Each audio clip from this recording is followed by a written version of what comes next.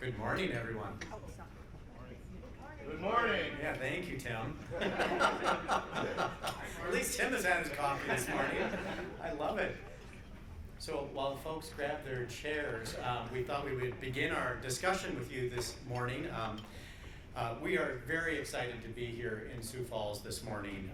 My name is Mark Hansberry. I'm the Senior Vice President and Chief Marketing Officer with HealthPartners. Welcome to our second annual Purchaser Symposium here in Sioux Falls. We're excited to see you, and we're looking forward to spending the day with you. We've worked hard to put together a full day of programs that we hope you find interesting and thought-provoking. The healthcare landscape is changing breathtakingly fast. It's hard to keep up. That's why we're bringing you some of the most exciting new thinking that is addressing our biggest health challenges as either individuals, employers, or as providers of health solutions. We want you to leave today inspired, but also with practical ideas you can use right away to help your organization, your clients, and your employees be healthier, physically, emotionally, and financially. Our symposium's theme is coming together and the incredible opportunity we have as leaders from business and healthcare to drive healthier communities together. Collaboration is an essential element of our culture at HealthPartners. It's how we work with one another as well as our business partners. And it's an essential part of innovation to take place, which is what we're hoping to spark in each of us today. To begin, I'd like to start by welcoming our President and CEO, Andrea Walsh.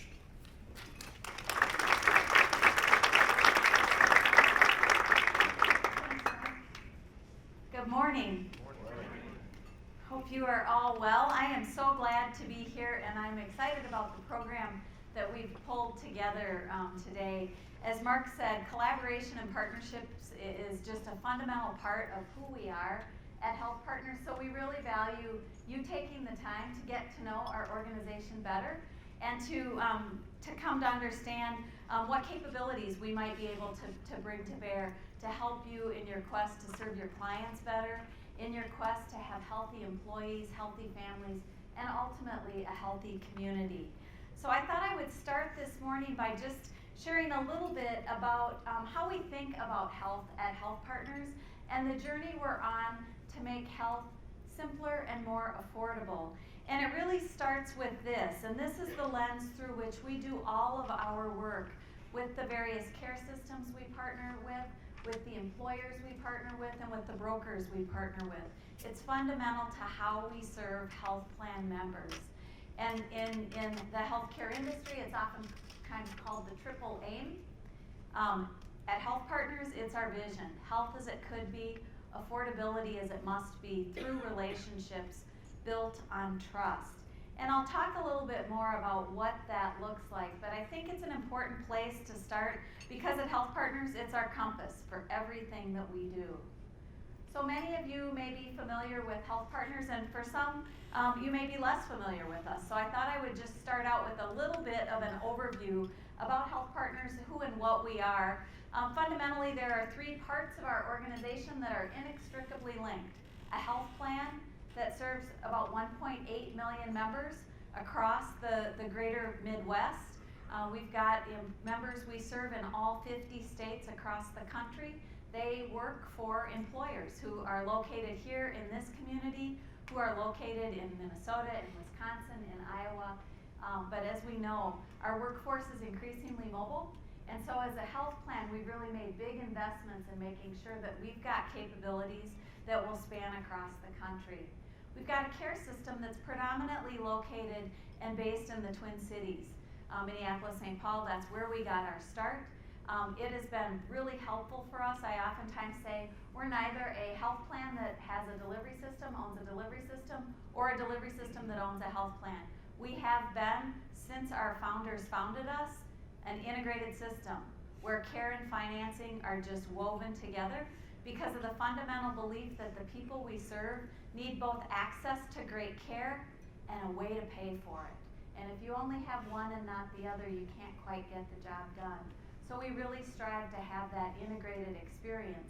Sometimes the integration is through our own system, and oftentimes it's through the partnerships with the providers and care systems that are in the communities that you live and work with. And so that's important to us. And then last but not least, research and education. Boy, the field of healthcare is really advancing, and we know that we need to make sure we stay cutting edge.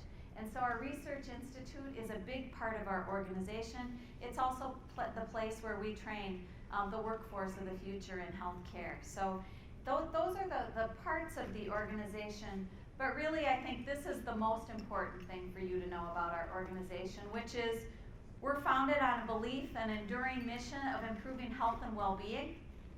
We do that in partnership. I think that's a theme you will hear this morning again and again. Partnership with members, patients, and the community.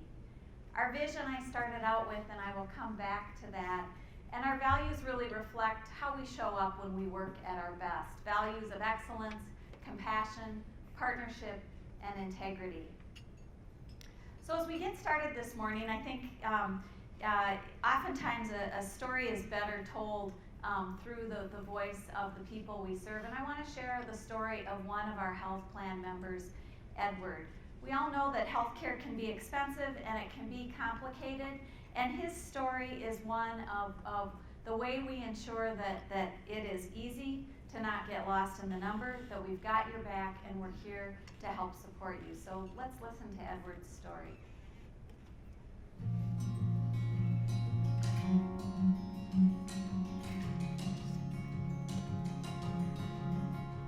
It was a scary time in my life, but I had someone to keep me on track to recovery.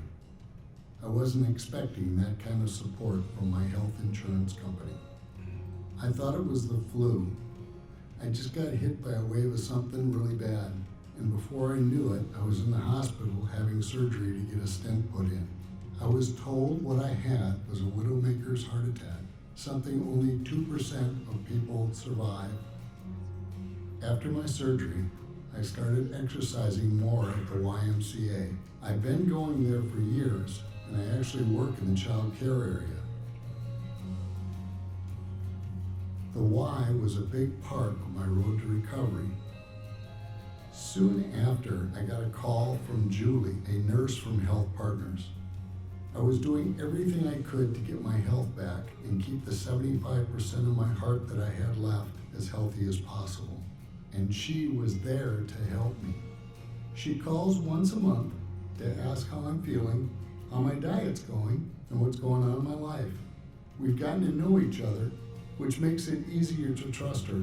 I know she'll be there whenever I have a question or I need a little extra motivation. Julie's my cheerleader.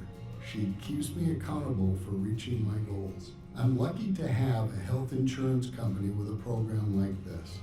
Thanks to my regular calls with Julie and my own determination, I've gotten my health back.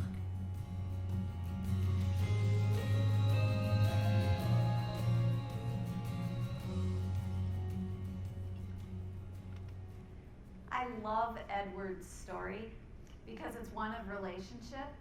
It's one of when healthcare works and when health coverage works, how it shows up.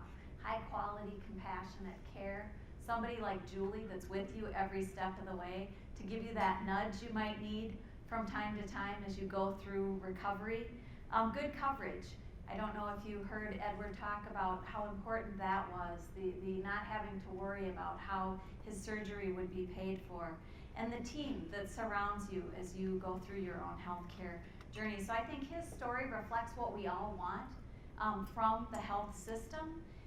And the story of Edward and Julie together reflects that relationship and the power in the relationship that helps all of us along the way. So over the course of the last year and a half at HealthPartners, we've been listening to a lot of stories like Edward's. And Edward's story is a great one because it's when we get it all right. But the fact of the matter is that doesn't happen every time. And we know from talking to people, and we all know it from our own life stories, that sometimes things go well, and sometimes things don't go quite as well. And so we've been engaged in a series of conversations, not just about how are we doing at HealthPartners, but how do we collectively feel about the industry? What do we collectively want from care systems, from health coverage? how can we get the support we need on our own health journeys? And here is more what we hear commonly in the industry. If we talk to family and friends, if we reflected on some of our own individual experiences, sometimes it shows up more like this than it does the story of when it all goes right. And I think it's as important to spend time on what's not working so that we can strive to be better. So I just ask you, I'm not going to read the statement to you, but does it look familiar? I mean, I think if we're honest, it's something we can all relate to, right? We pay a lot. Sometimes we question the value of what we get. It can be complicated. You can feel lost. So we've got work to do. And that's exactly what we're about, is figuring out how do we take that complexity that exists in our industry and make it simple and make it affordable. And so that's the journey we're on at HealthPartners. I would just like to pause a moment on a few of these words. Making it, really important. Making, to recognize it's not the end game. Health coverage is not simple and affordable today. We'd be fooling ourselves, and you would laugh us right out of this room if we said we are simple and affordable as an industry. We know we're not. We're on that journey though. So making. It's the verb, it's the action that we need to undertake. What is it? Well, you know what? The fact of the matter is, pretty much every aspect of healthcare and coverage, people would like to see it more simple and more affordable. Whether it's happening in an exam room, or it's the paperwork that follows, called a claims or an explanation of benefits, we've got a lot of work to help make things simpler and more affordable. So we're on a journey to make everything we do, simpler and more affordable. And we know it's really hard work. And in fact, we know that the sicker you are, the higher your level of needs, the more you need a partner that's going to help you make it simple, make sure you get the support you need when you need it. For us as a health industry, I think that's going to require two really important shifts, and I want to talk a little bit about those shifts that are being undertaken, and they're not unique to HealthPartners. They're shifts that are going on across the country, and they are the two shifts that I think are going to be foundational to being able to achieve that vision, that triple aim vision of optimizing health, experience, and affordability of care. So the first shift is redesigning the system around the person. And I'll talk a little bit about that and share with you what that looks like. And the second is reimagining health, really redefining how we think about health and discovering what health actually looks like. It's more of a systemic shift that's starting not only in this community, but in communities across the country. So let me start with the first shift, redefining or redesigning around the person. What's that look like? Well, the advisory board has done, like we have, some consumer focus groups, some discussions across the country really around what do consumers want from the healthcare system. And here is what they've heard. 3 simple things that aren't so simple. They require system redesign. The first is, I want convenience, right? We all want convenience. We see it show up in virtually every other aspect of our lives. So what did the advisory board hear in terms of people wanting convenience? Well, the top wish was, I want to walk in without an appointment and be guaranteed to be seen within 30 minutes. The second wish was, I want lab tests or x-rays in the same location. The interesting thing is that beat out the, I want my visit to be free. So I think it gives us interesting insight into convenience at times winning out over costs. Something just for us to note as we think about how do we redesign. Second simple thing that consumers want, and I think that all of us in this room probably share this desire, tell me what it costs. And tell me what it costs in advance. It's a growing expectation. In fact, a full half of Americans have tried to figure out what a healthcare procedure is going to cost before receiving the care. I know when I talk to our physicians and our nurses in exam rooms, they oftentimes will say patients want to know what a lab's going to cost or what a prescription drug is going to cost before the prescription is written. Pharmacists at the counter will tell you how often it is people come to refill or to fill a prescription for the first time and say, I can't afford it, no thanks, and end up rationing their medications.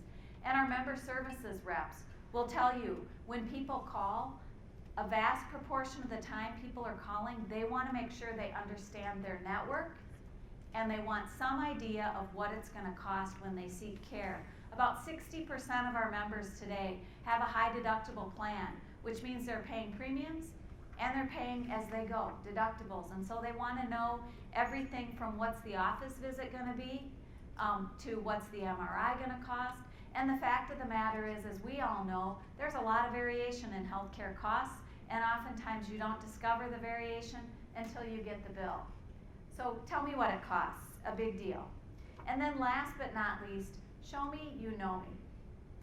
I think this is the fact that consumers increasingly want their healthcare experiences to be similar to the experiences they have in virtually every other aspect of their lives, whether it's online banking, comparison shopping, online shopping. So show me, once you know me, that you know me and you remember me in every single action. Don't make me reintroduce myself and tell you my story again. And that is something that we're listening to and trying to sort out. How can we better serve up experiences? How can we be the health plan that helps you with convenience, with costs, and demonstrating we know you every step of the way? So let me give you a couple of examples of some of the work underway. One example would be that convenience and cost example, Virtuel. This is really our answer to convenience and a fixed fee. It's an online 24/7 clinic where you can have over 60 conditions cared for $49. So it's fast online care. This past year in 2018, we had about 100,000 people that used Virtuel. We saved about $47 million over the course of the last 8 years. That's how long Virtuel has been around. But the most impressive thing I think about Virtuel is that patient satisfaction is 4.8 on a scale of 5.0. So why is Virtuel a good solution in many communities, and particularly in rural communities? I think the fact of the matter is when you have a high deductible plan and it's late at night and you've got a sinus infection, or you wake up early in the morning and you've got pink eye, the pre and post clinic hours leave you with no choice but to see an emergency room to get your care. Some communities have urgent care, but an awful lot of communities don't. So for instance, we have worked with Polaris for a long time, and Polaris plants are located in very rural communities. And we've partnered with Polaris to make sure that Polaris employees and their families have access to Virtuel so that they've got a better solution than the emergency room for that easy, quick primary care stuff that really doesn't require an emergency room. A second example, redesigning. These are targeted member outreach. So it's targeted outreach to individuals, targeted member outreach. We've had over 12 different areas we've focused our outreach on. And what I would tell you is this outreach is really about using machine-based learning capabilities to better understand what do we know about our members based on their claims experience, based on their interactions with member services, based on their interactions with our health improvement programs. And what we're able to do is really customize outreach based on what we know about you. We've got machine learning capability built into our analytics so that we can constantly change up our messaging and our outreach to what's performing well. So an example of that is our telemedicine awareness campaign, where we're tracking that members best engage with messages that highlight convenience and affordability. So we're adjusting the message around convenience and affordability, and we're finding greater take-up in those campaigns. We also heard loud and clear, don't send me paper. Nobody wants snail mail anymore. So the more we can do to make the investments in digital channels like texting and online apps the better. So let me share one of the examples that I think demonstrates the power of this personalization outreach. Here's the example. Across our 1.8 million members, we could see that we had about 30,000 members, 30,539 to be exact, who were overdue for colon cancer screening. You know, and despite our best efforts, both as a plan and as delivery systems, we were unable to get those folks to come in for colonoscopy. Now, some of you might say you know why. It's the prep, right? Nobody wants a colonoscopy. But the fact of the matter is, colon cancer screening is super important to help prevent colon cancer. So we identified folks who were overdue, and we sent fit kits, and this is a picture of what a fit kit looks like. It's a home-based kit that you're able to complete at home and mail back into us. So we mailed out those kits, and I'm amazed. We had actually a 24% return rate. So 7,235 tests came back in the mail. Blew us away. I don't think we would have ever anticipated that many people would get a kit at home, take the test. So it's not that people don't want to take the screen. It's that for one reason or another, people were unable to get that colon cancer screening done in the traditional way that we've offered it up. So of the returned kits, we found 386 people actually had a positive result.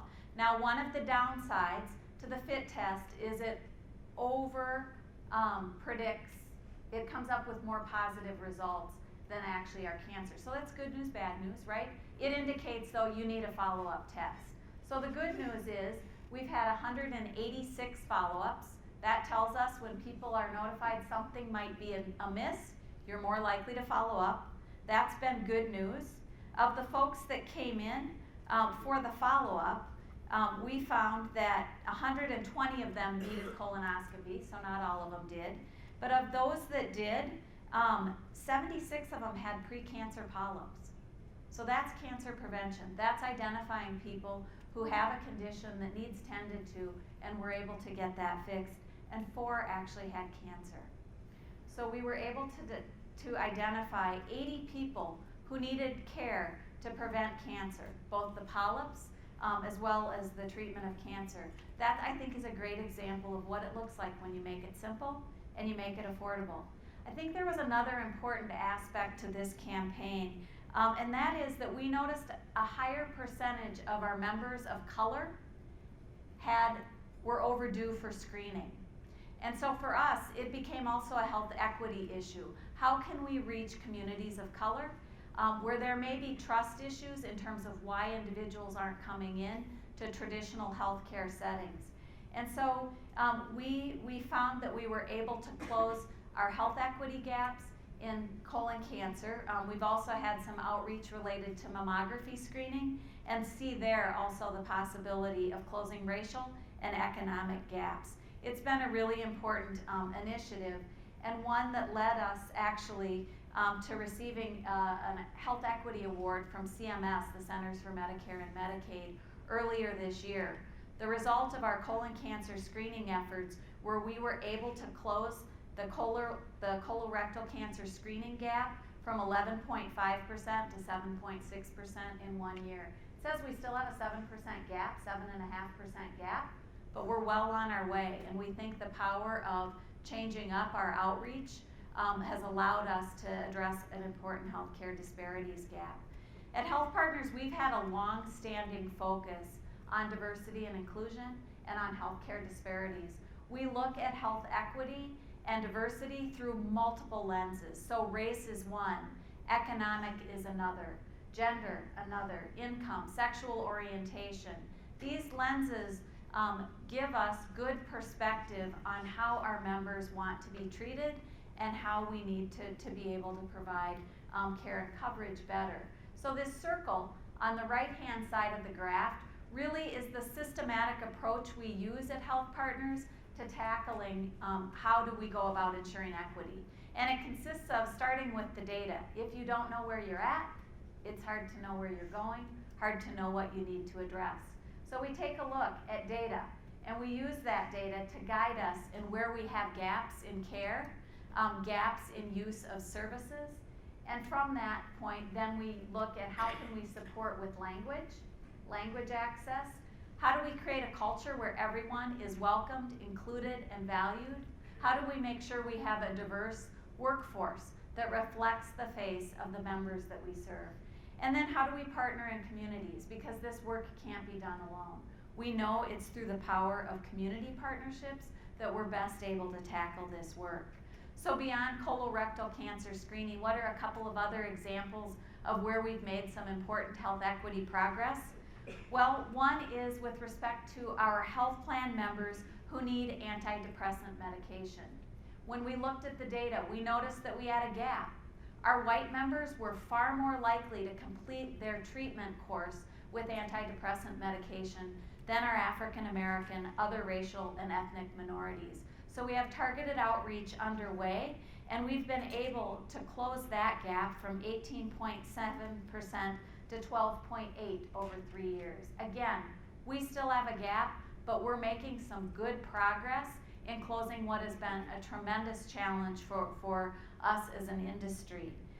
The other gap that we noticed, and this one relates to one of our hospitals, our level 1 trauma center actually in St. Paul, where we have a big mental health facility.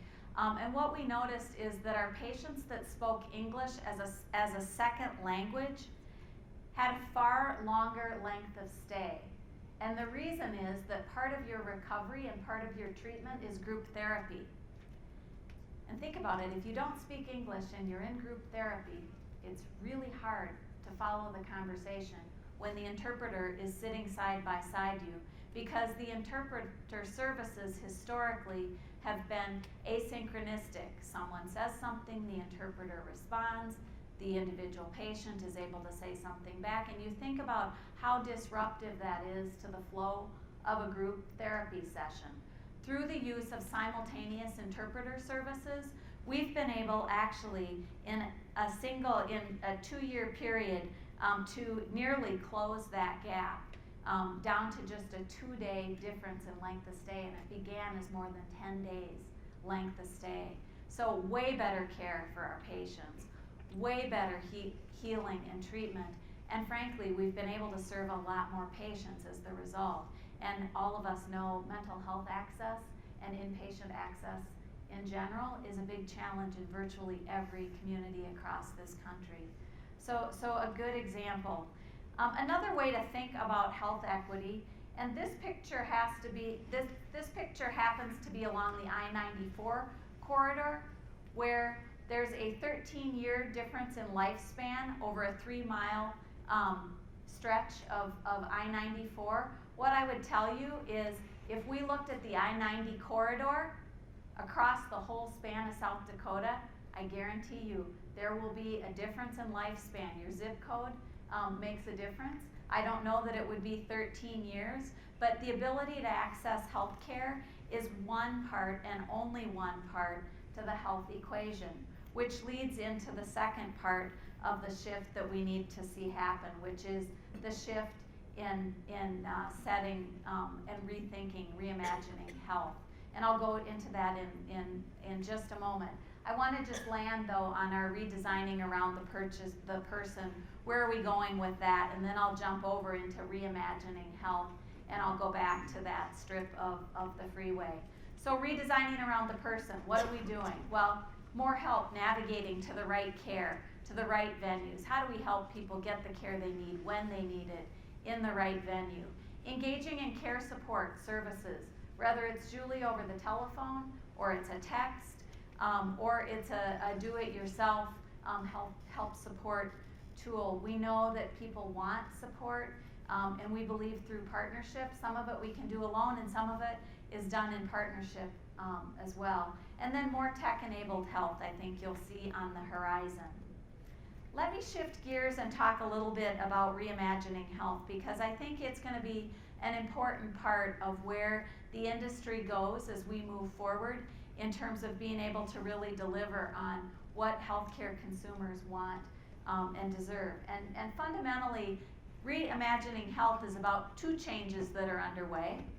One is the shift in payment structures, the business model of healthcare, moving from volume to value. And the other is the shift in focus from sickness to well-being. So what's volume to value look like? And I know for many of us in the industry, this is a conversation that's been underway for the better part of 2 decades, right? Maybe 3 decades, since Medicare moved hospital payment to more unit or more bundled payment.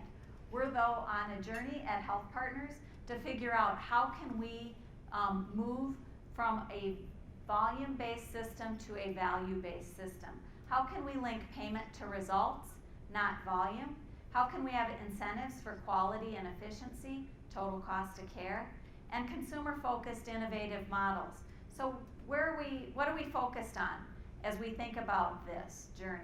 Well, one is using total cost of care, a measure that we've developed at HealthPartners that's been endorsed by the National Quality Forum. It is being used across 40 states across the country. It gives us a yardstick around affordability and a way to measure affordability in communities. Unit price is also important. If you've got a deductible plan, you need good total cost of care from the system you're working with, and you also need good unit price. So we've got efforts underway there. And then linking payment to outcomes. This shows up as things like bundled payments for hips, for knees, payment reforms like that. And then last but not least, prescription drugs. Last year, HealthPartners paid out more in claims for prescription drugs than we did inpatient hospital care. We've got runaway prescription drug inflation going on across this country. We're doing a lot of work at HealthPartners around what do we do at a national level to encourage policymakers to help put a rein on runaway expenses. We think that we need to have more negotiating power used within Medicare. We think there are a lot of drug company loopholes and abuses that need to be ended, that FDA reform needs to happen, and we need to figure out how we turn off some of the expensive advertising hype that just leads people to believe a drug will fix something when that may not be the case. So we've got a lot of work to do as it relates to changing the fundamental business model of healthcare. The other place where there's a lot of work to be done is in how we define health, right? We're a society that's focused on a fix, and preferably a quick one, right? We're a society that doesn't want to age. We're a society that wants quick answers, and we put all of our weight and most of our dollars into accessing medical care, 20%. But when we look at what good health actually means, and when we step back as individuals, I think we all know it. Good health is a whole lot more than just the absence of disease. And to achieve good health, you need a whole lot more than just the ability to access health care. So socioeconomic factors, behavioral, lifestyle choices, and environment play into health and well-being in really fundamental ways. So for us at HealthPartners, it means we need to pay more attention to socioeconomic factors. That's part of our focus in healthcare disparities work. To behavioral, lifestyle choices, how do we make the healthy choice the easy choice? Environment, do we live in communities where we have the ability to walk? Do we live in communities where we have the ability to get supported in those other aspects of health and well-being? So at HealthPartners, because those other categories can be a lot of different things, we have focused our effort really in 6 areas. And these are the 6 areas. I spoke a little bit about health equity. I want to briefly comment on healthy children and mental health before I close out. So children's health. It's a big deal, and it, in fact, is the number 1 predictor of health, mortality and morbidity long-term is actually a high school diploma. The science around brain development in children is what happens in your first 0 to 3 months, and then your first 0 to 3 years sets the foundation for your learning for the rest of your life. My message isn't that we should give up on kids once they hit the age of 4, My message is there's an awful lot we can do in those first 3 years of life to help support brain development in kids. At HealthPartners, we are on the front end of launching a broad consumer awareness campaign in partnership with a number of other organizations across the broad communities that we serve. It's called Little Moments Count. The cool thing about the prescription for brain development is how incredibly easy it is. All it is interaction. Developing babies' brains is about talking, reading, singing, making every little moment count. So I think there's power in the message, and there's a lack of awareness. Everyone wants the best for their kids, and that's not to say that in and of itself is the only thing needed to build healthy brains and healthy kids, but we know for sure that we've got a lot of kids that show up for kindergarten not quite ready, and we know for sure that not every mom who has a baby knows the importance of that interaction. So you can expect more from us in that area of children's health. Mental health is also another area where we've placed a great degree of energy and focus. We've got a big priority around eliminating the stigma of mental illness. We've had a campaign, Make It Okay, underway for almost 8 years now. We are beginning to see in communities where it's been adopted, and it's been adopted in several communities across the state of Minnesota. It's just been introduced in Iowa this year, and we'd love to see it show up in South Dakota here in this community and across the region. And it really is fundamentally about making it okay to talk about mental illness. We all know the reality when someone's diagnosed or has a child diagnosed with a serious mental illness, sometimes it's hard to know what to say. If that same child were diagnosed with thyroid cancer, in a heartbeat you'd know exactly what to say to that mom or dad. So we've got work to do to make it okay to talk about mental illness and to figure out how we support families who face mental illness. It's particularly important just given the prevalence of mental illness in our communities. You may recall at last year's Symposium, John Moe was here to talk about his partnership with us called The Hilarious World of Depression. It's a podcast. We're in our 3rd season of this podcast with John Moe. The podcast has been downloaded over 9 million times. It's one of the best podcasts in the country according to, I can't remember my source and I didn't write it down. Apple? According to Apple. So there you go. We've got it on Good Word. It's Apple. So where are we headed in terms of strengthening the community? I would just close out by saying partnerships are the key to health. Partnerships, all aspects of partnerships. It's the partnerships I started out with care systems, partnerships with communities, partnerships with advocacy groups, and perhaps the most important partnership, the partnership with the people we serve. Expanding health and well-being measurement. We've got a tool, much like our total cost of care tool, that's going to allow us to create a yardstick to measure our progress in health and well-being. Nico Pronk is going to be speaking a little later this morning, and I think that tool to expand health and well-being is something that you will see show up not next year, but 3 years out, 5 years out, and I think it holds the key to reimagining health and helping guide us into the programs and services we should support in the future. And then last but not least, as we reimagine health, I think looking beyond partisanship is going to be just vitally important. There's no question that partisanship is getting in the way of making it simple and affordable. It's showing up in ways that really set us back, and so my other hope would be we strengthen the community when we all come together to talk about what community needs are. So all of that is a quick journey and some insights into our path towards making it simple and affordable. I would just circle back to where we started, and that is Edward's story. What struck me in his story fundamentally is just the importance of trusted relationship and how much we get done together when we partner and build trust with each other. I think it is the only way that we succeed in improving the health of our communities. So as we move into the next part of our program, I just want to say thanks.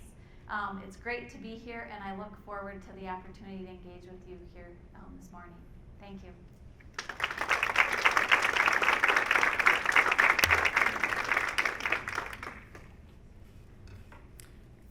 Andrea. Simple and affordable is easy to say, but it's hard to do. We're not there yet, but we firmly believe we're on the right track. That's thanks to our strengths like integrated care and coverage, powerful data analytics, cutting-edge science, and partnerships based on trust. The rest of the day, we will focus on the latest approaches to make simple and affordable more of a reality for you, your organizations, employees, and our communities. First, we will share some of the big picture thinking being used to tackle one of the most pressing challenges to U.S. healthcare, the high cost of medicines. Please join me in welcoming Doug Smith from HealthPartners. Doug will talk about why and how many large employers are currently working on integrating medical and pharmacy benefits. Doug. Thanks, Mark. Thank you, Mark, and welcome everybody. So I lead the Health Solutions Sales and Account Service area for HealthPartners, and my partner today is Christine Strahl. And the most important thing about Christine is that she's from Walsh, South Dakota. So yeah, let's hear it.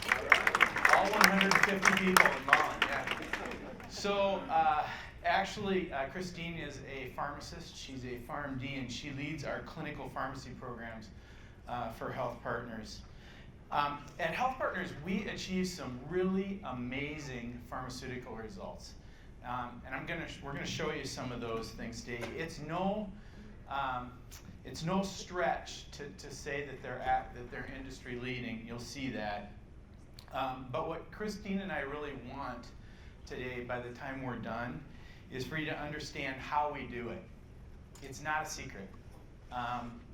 It's really about being intentional, about having a plan, and then executing it well. So you're going to leave today with some ideas that are applicable. You can apply them whether you use HealthPartners as your pharmacy benefit administrator or someone else. And that's really what we want to concentrate on. So maybe first some quick context setting, and this is right in line with what Andrea said. Today, pharmacy is the largest cost category of medical spend. It represents more than 23% of the total benefit dollars spent on healthcare. And that includes all aspects of pharmacy. There's the retail pharmacy part of it, and there's the hospital part, and the medical injectable part. All that together is the 23%. And unless there's some significant change, and Andrea alluded to a couple of ideas for that as well, all indications are that pharmacy expense is going to continue to grow pretty significantly. So what's happening? Well, there are some changes that are occurring, and you've probably read about them. Aside from the fact that pharmacy is in the news almost every single day, it's hard to go to any of the papers and not see an article about something related to pharmacy on a daily basis. There are also some pretty significant consolidations that are happening. So a couple of things. First, HealthPartners, we are an integrated organization. We integrate pretty much everything. That's part of the magic, we think, of what we do. And pharmacy is no different from that. But others are endeavoring now to do the same thing. And so Cigna and Express Scripts have come together. Nothing wrong with that. Cigna is one of our partners. We love Cigna. Now we love Express Scripts too, but we like our stuff even better. CVS and Aetna are coming together. They actually already have come together. It's not called Aetna anymore. It's called CVS Health. United Healthcare and Optum Rx, of course, are together, and then Anthem and Genio Rx are together. So why is that happening? Why? Well, they're hoping to improve overall total cost results. So for the last 10 years, at HealthPartners, we actually went to an organization first it was called Ingenix, now it's called Optum Insights. And we asked them to run some data for us. Now, one of the things about Optum Insights is they have this huge database. They call it their Touchstone database. And it's really a claims warehouse for self-insured customers. So they serve as a data warehouse for self-insured customers. And lots of different carriers are paying claims for those self-insured customers. Lots of different PBMs are submitting claims into that data warehouse. So Ingenix can actually run blinded looks at how HealthPartners or any carrier compares against one another. How are they doing from an efficiency standpoint on a total cost basis? And so we asked them to do that. We asked them to take a look at how does HealthPartners look relative to others, both in different states where we operate, regionally, kind of the upper Midwest, our NCQA region, and then nationally. And we've done it now 9 times over the last 10 years. Each and every time, there's been a statistically significant better overall result for total cost for HealthPartners relative to the total cost of other carriers that are operating in the regions where we operate. And those data are actually presented on the screen right now. So regionally, we have a 12% total cost advantage on total expense, total medical expense, and that's against the OptumInsight's benchmark average.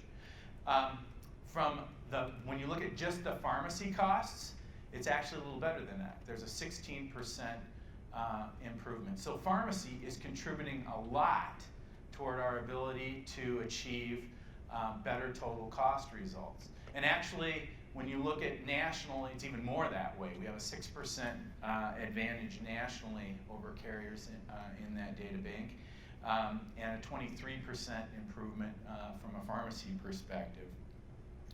So pretty impressive results.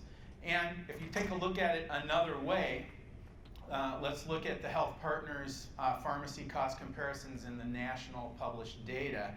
Our 2018 costs are about $69. Actually, just a little bit less than that, $68.78. While our competitors, Express Scripts and CVS, are roughly $88 and $89 respectively. So that's about a 22% less costly result, and nearly identical to what we saw in that OptumInsight's review on the previous slide of 23%. So that difference for a group of 500 translates into about $100,000 a year, or do the math. A group of 5,000, it's about $1 million a year. It's significant in terms of overall cost savings for the group. And if you look at this actually by condition, and ESI does report their data on a condition basis as well, you see something else which is interesting. So if you take a look at the diabetes results here, the 2018 data show that HealthPartners is saving $42 per person per month on diabetes costs alone. And actually for most of the conditions there, you'll see that is indeed the case. Not quite $42, but savings. There's one there where it's not, and it's multiple sclerosis. And what's interesting, in the upper Midwest here, we have a higher prevalence of multiple sclerosis, and the reason is because we have more Scandinavians up here, and we Scandinavians seem to be more susceptible to it. So that's one reason why that data point looks the way that it does. So, and I just want to be clear, we're not seeing, so while we've got lower cost results, it's not sacrificing health outcomes. In fact, the contrary is true. There really is no plan in the upper Midwest that has better HEDIS results, as reported by the National Committee on Quality Assurance, than HealthPartners does. So these data that we're showing here have some of the carriers that are active in this particular region. The results here, what you want is you want to have the bars be bigger at the top of the chart. So the green is band 1, that's the top 10 percentile, and the lighter blue is band 2, that goes down to the 75th percentile. And you can see that HealthPartners has 26 measures in those top 2 bands, and the next closest competitor there is Wellmark with 16.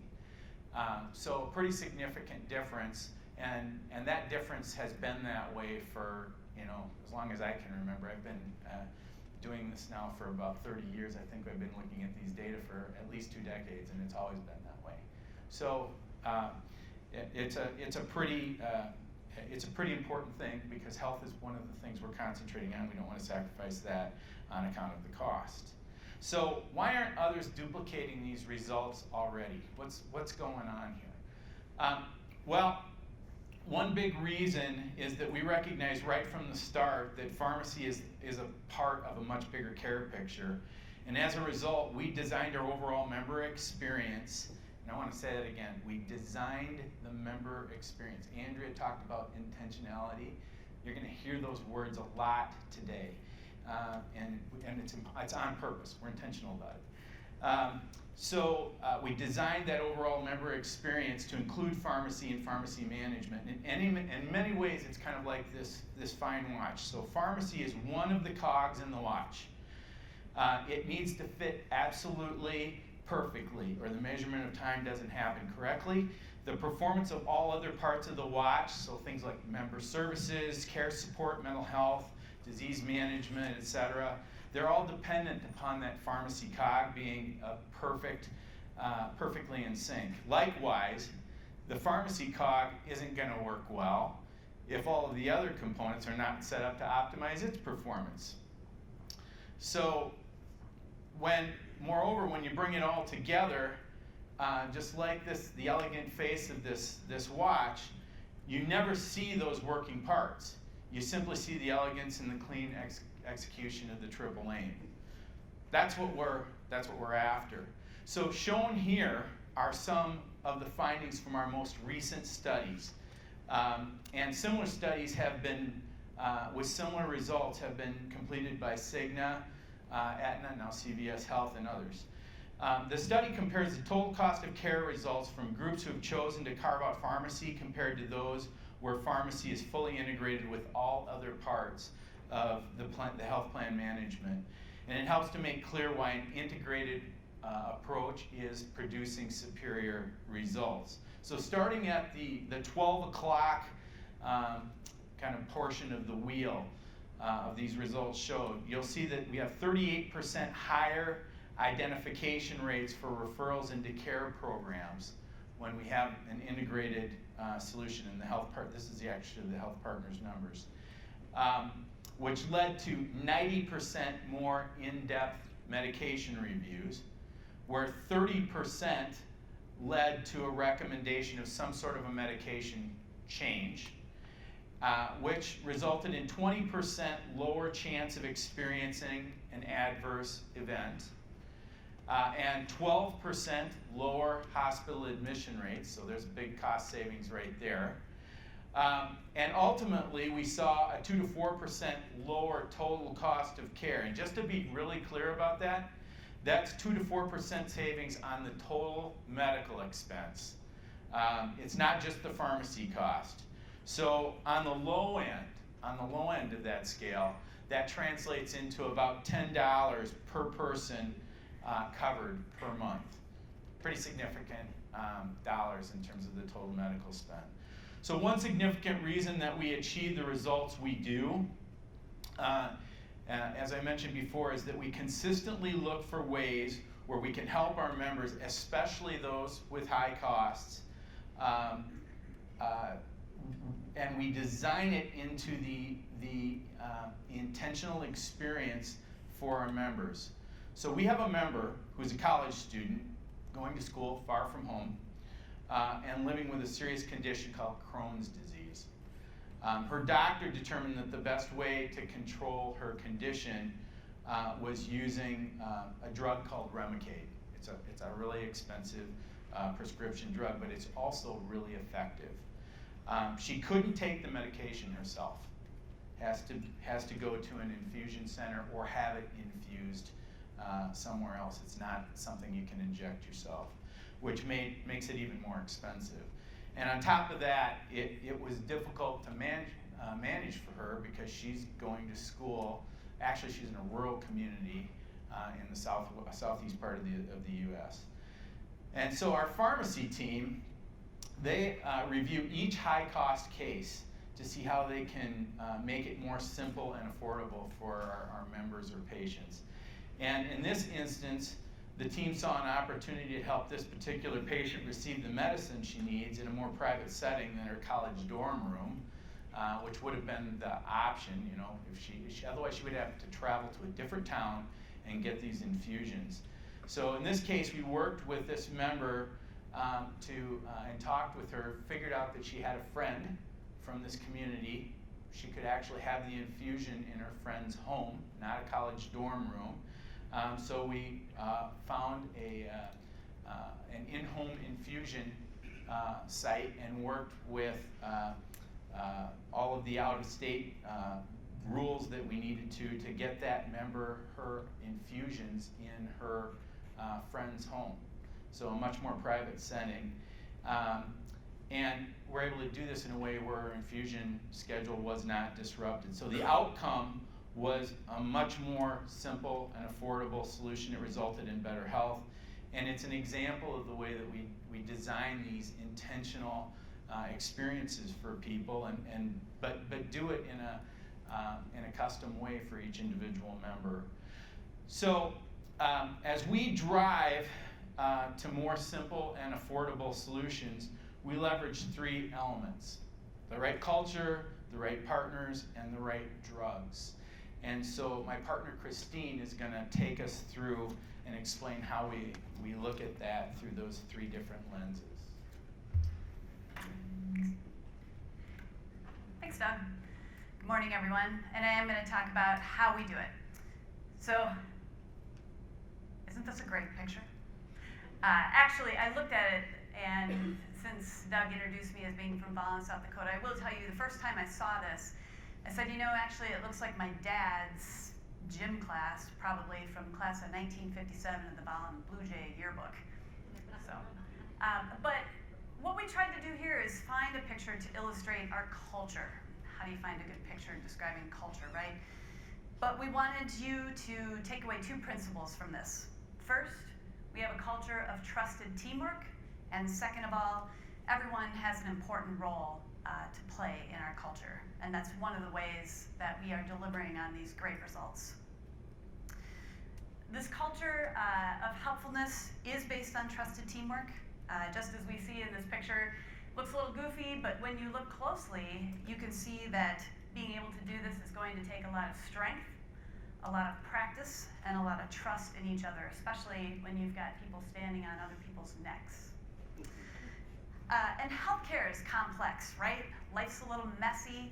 A lot of times our teammates that are working in insurance or on the care delivery side are working with members and patients who are going through some tough things.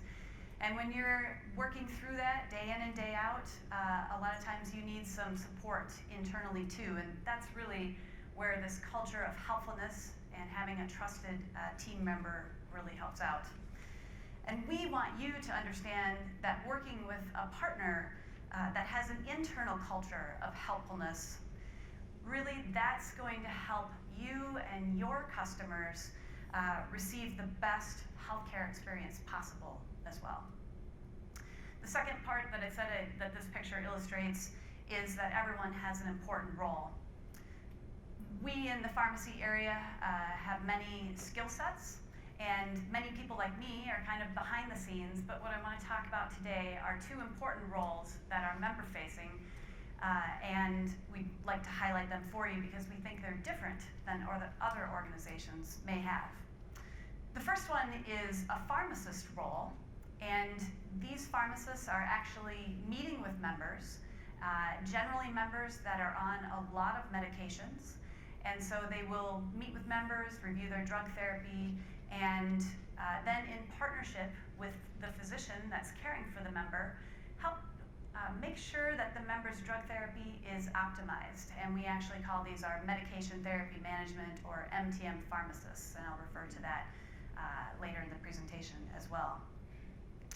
The second member-facing role is a role that we call a pharmacy navigator. Now these are not pharmacists by background. Maybe they're pharmacy technicians, or maybe they're colleagues that have worked in member service, and so they're pretty familiar with our organization, they're familiar with healthcare, and these are truly doing what their job title says. They're helping our members and our patients navigate through our insurance process and system. And actually the example that Doug just shared with the college student, that was actually our pharmacy navigators that were in contact with that college student who was also our member.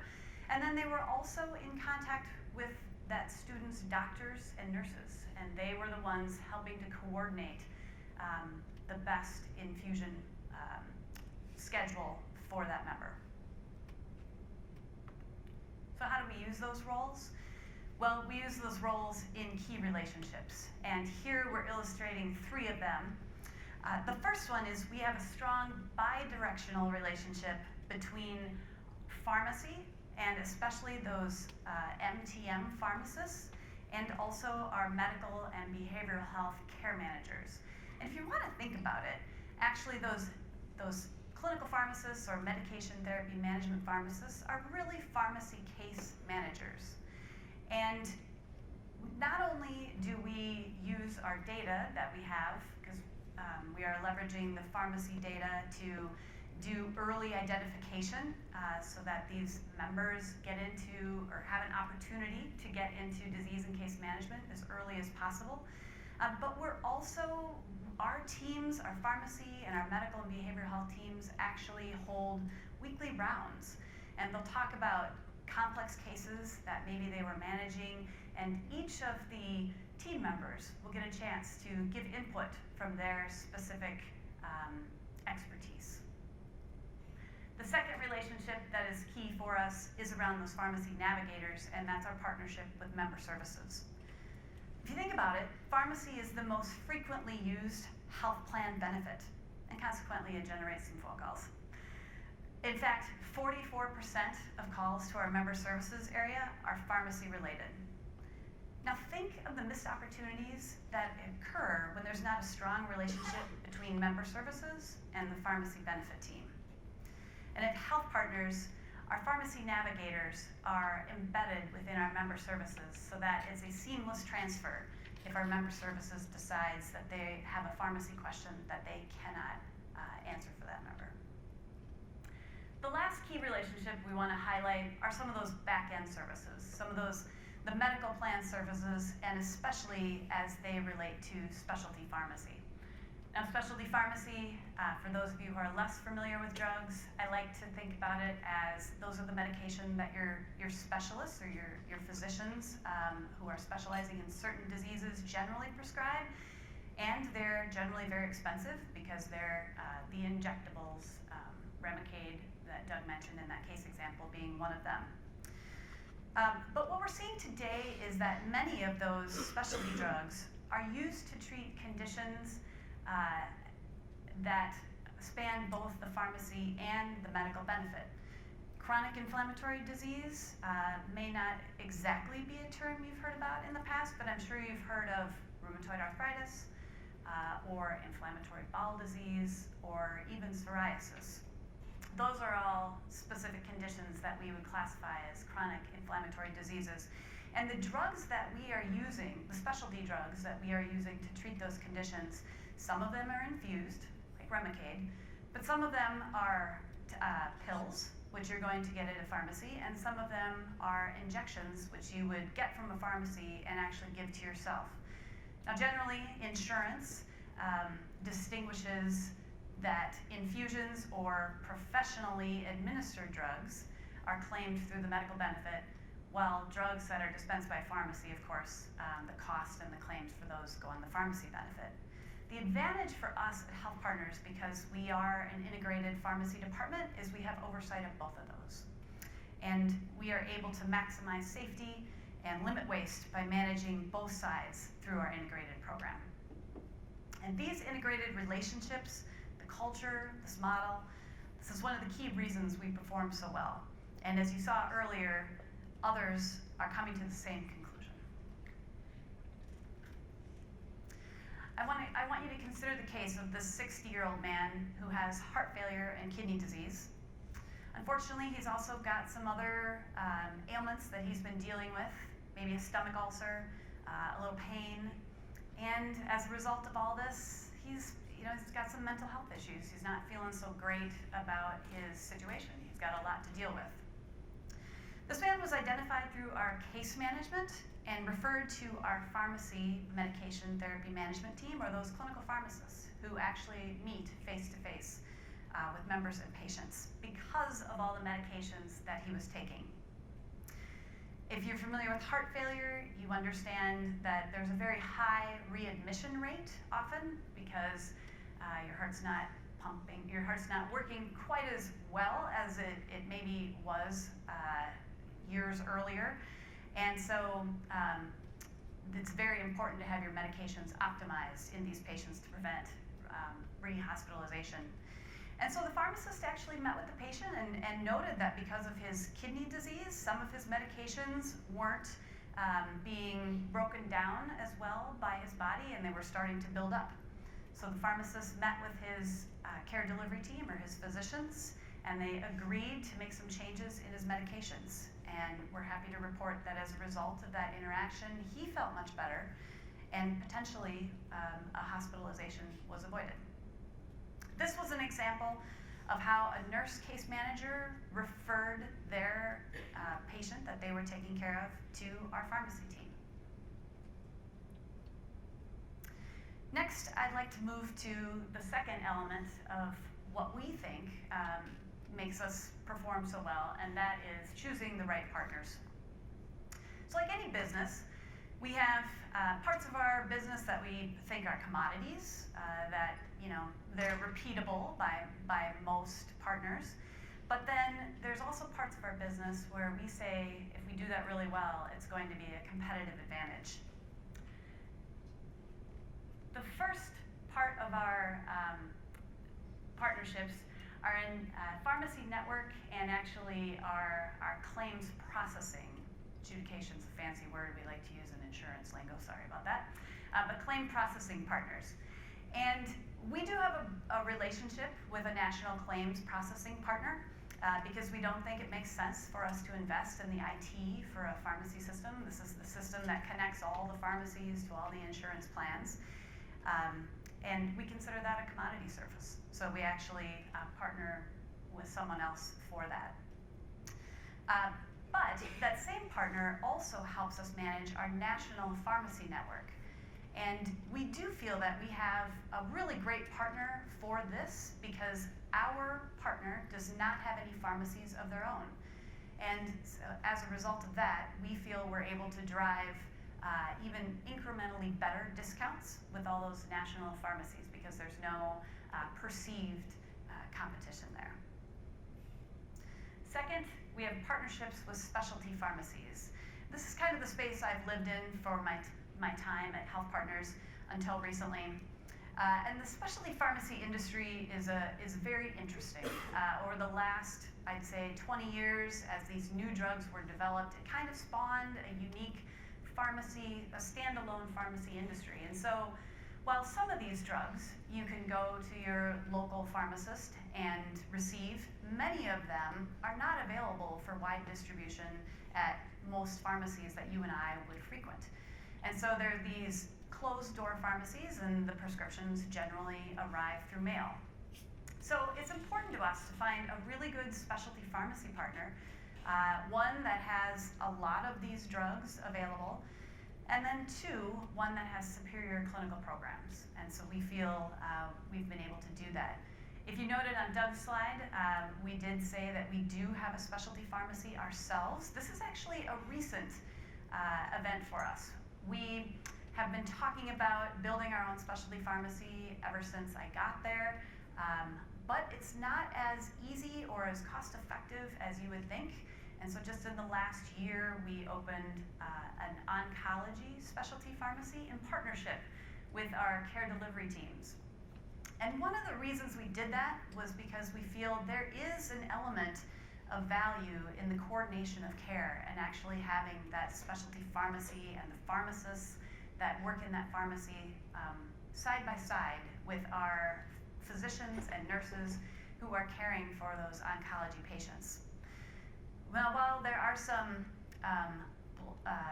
barriers that we're working through around how the specialty industry kind of exists today, we are working to understand, and we do have many health system partners who are also dispensing specialty drugs for their own patients, because we do know that it is important for that coordination of care, and I'll give you a story in a minute that illustrates that.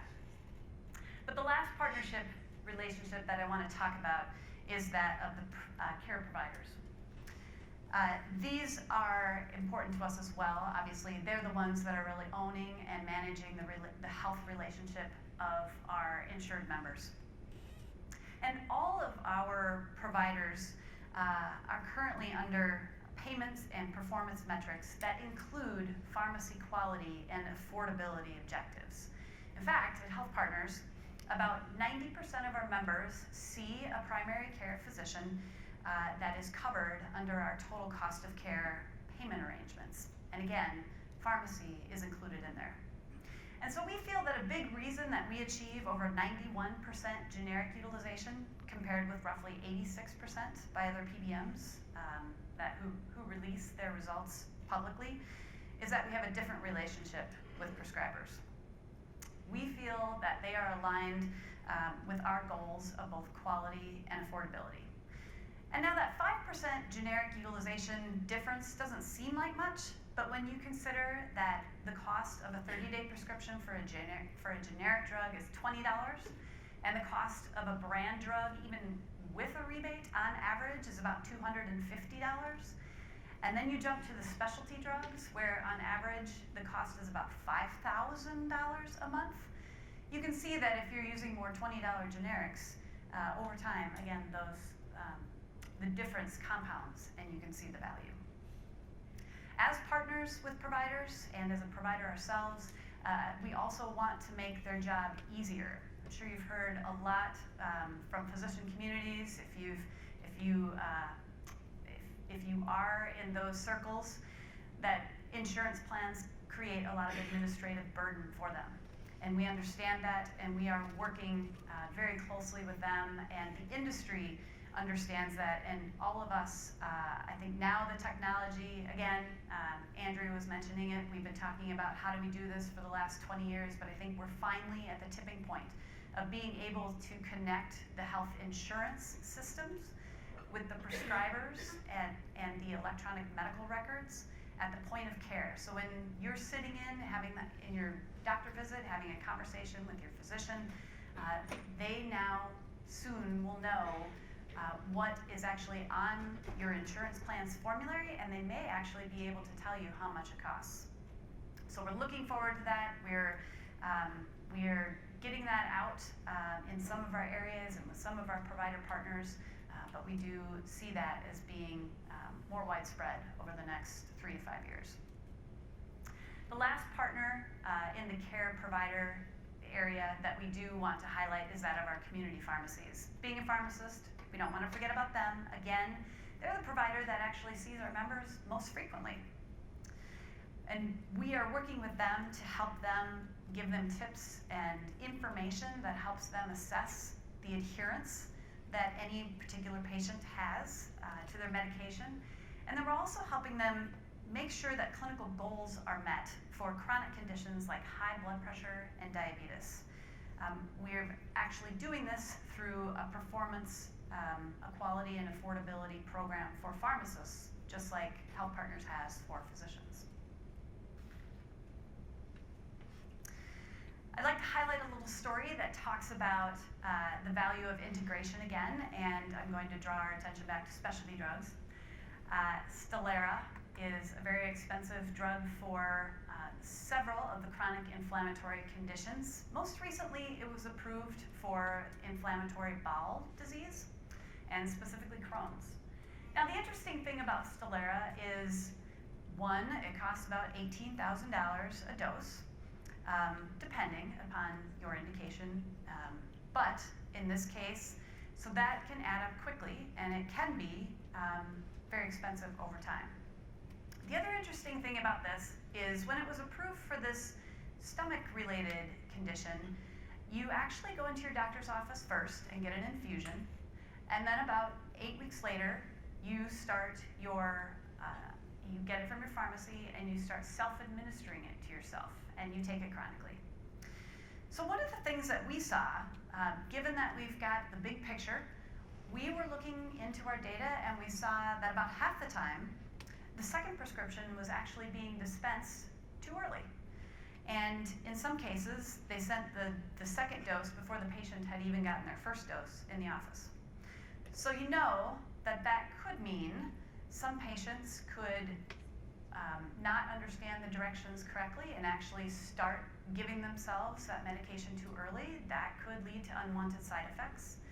Or it could also mean there was potential for additional waste because if the member went into the doctor's office and received the medication, but there was a side effect and something happened where they weren't going to continue on the medication, now we've got $18,000 of waste. So we were able to partner with our specialty pharmacy and have them get a little bit more information to make sure that they were dispensing that starter dose for the long-term regimen at a more appropriate time. The last ingredient that we want to talk about is right drugs. This really starts with a committee we call the Pharmacy and Therapeutics Committee. That's actually an old hospital term. You should think about it as the Drug Formulary Committee, or essentially it's a group of physicians and pharmacists who are meeting together to review best practices and help make decisions around which drugs are on our formulary and how they're covered.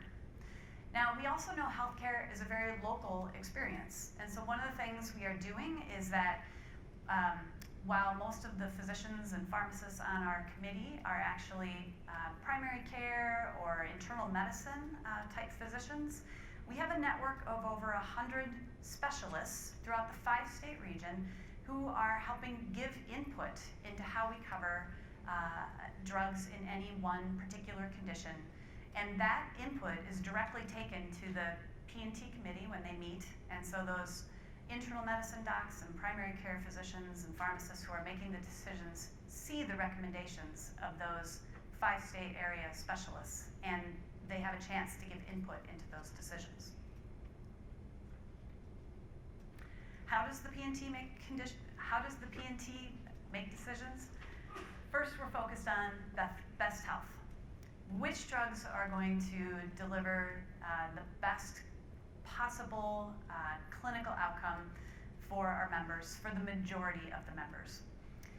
We're selecting medicines based on the best medical evidence and not just FDA approval. We've seen a lot of pressure on the FDA over the last several years to approve drugs faster and faster, and that is a great thing to have more unique drugs available on the market. But unfortunately, we see a lot of approvals without a lot of good evidence.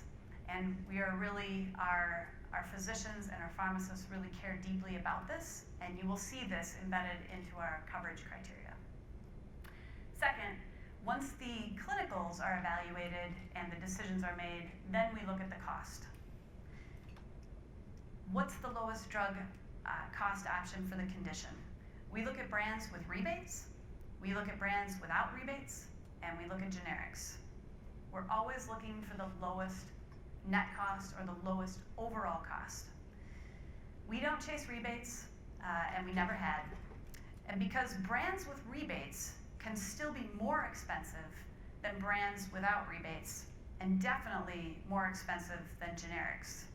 If you have a formulary with a lot of brands with rebate, your total pharmacy cost is likely to be higher.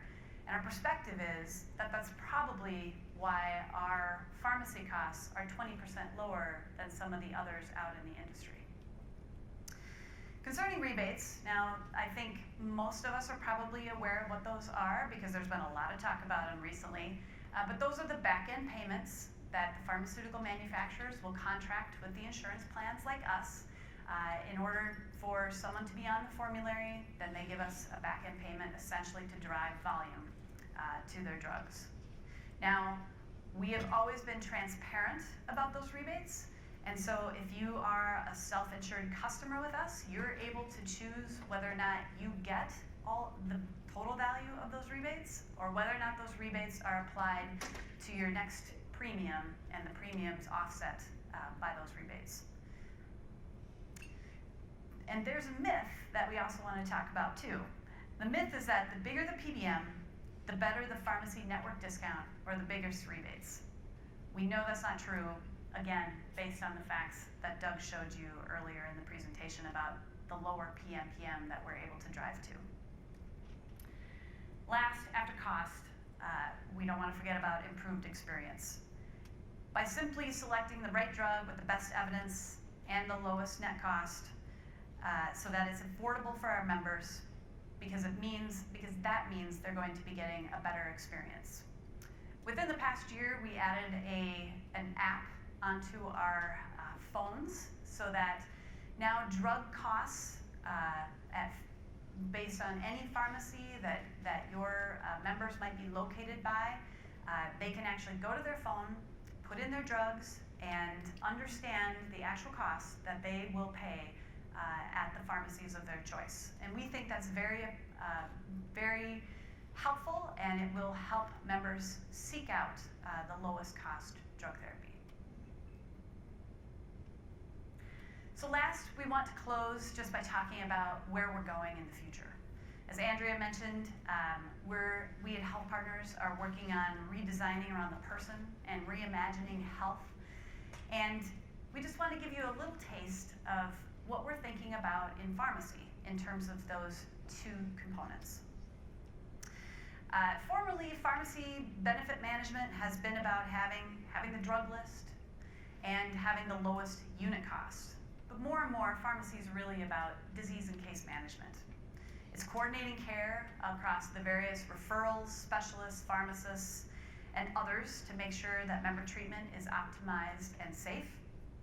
It's educating members on their condition, helping them be empowered and making good decisions. It's reinforcing the doctor's recommendations between visits, so it becomes a habit. And maybe clearly explaining for the first time, that your well-being impacts just how fast or slow a chronic condition may worsen. I mentioned psoriasis earlier, and I am talking a lot about chronic inflammatory disease because it's a high cost for all of us. But psoriasis is one of those conditions, and if you aren't familiar with it, it causes scaly, dry, itchy skin patches that can be really painful. And it represents a lot of expense for members and purchasers. So let's imagine Sarah, who has moderate psoriasis. It's debilitating for her. It's unsightly, it's painful, so she misses work. She also doesn't go out as much with friends because she's embarrassed by how her skin looks. This, of course, is kind of a vicious cycle, and she gets a little depressed about her situation. And in fact, 60% of people diagnosed with psoriasis have some issues with depression across their lifetime. Sarah also has high blood pressure and cholesterol, which is strongly associated with her condition. So she's obviously stressed, and that's not so great because stress makes psoriasis worse. But Sarah, like a lot of people with psoriasis, doesn't necessarily understand the link between her disease state and her well-being.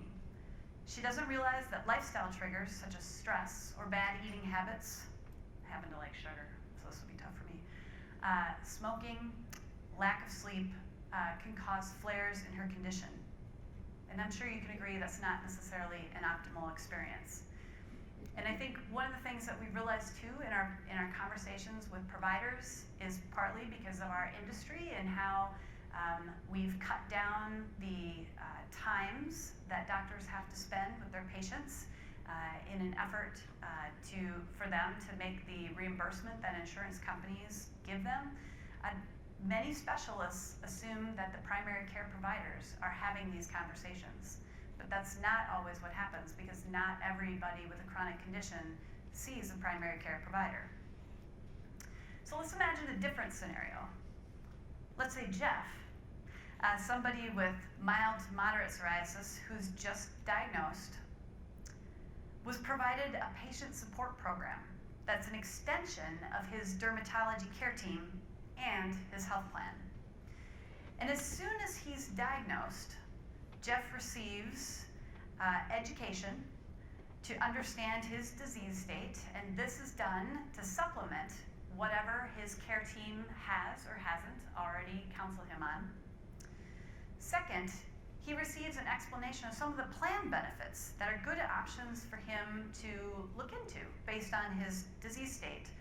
So say there's a wellness program on stress reduction that's available online 24/7. This might be something that he's referred to and he can view at his own time, and maybe that will help him understand a little bit better the connection between stress and his disease.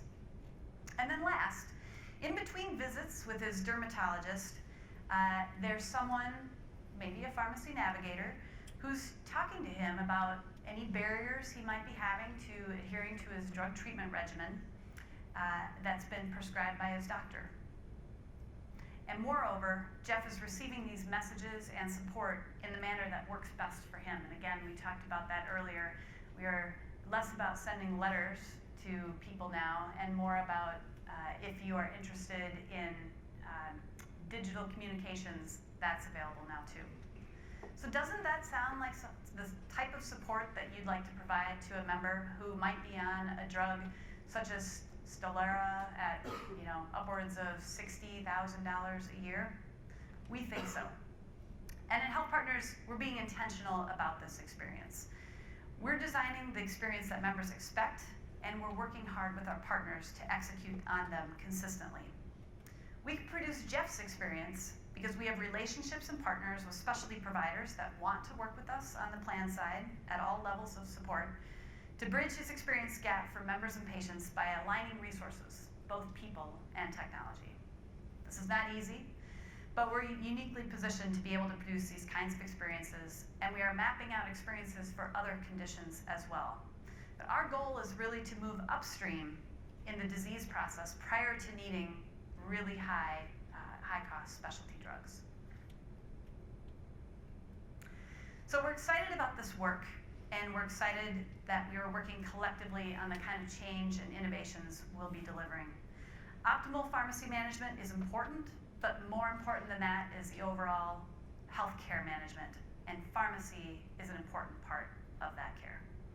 There's so much good to do, and we have an amazing team, and we are committed to executing perfectly in balance together, just like the photo of the picture we showed you earlier. Thanks so much for listening.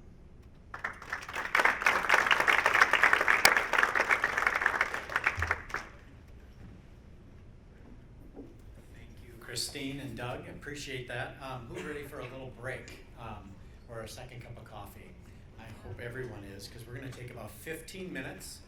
Stretch your legs, grab an extra cup of coffee or a muffin or a hard-boiled egg. When we return, we're going to actually move to the breakout rooms, which are right behind this wall here.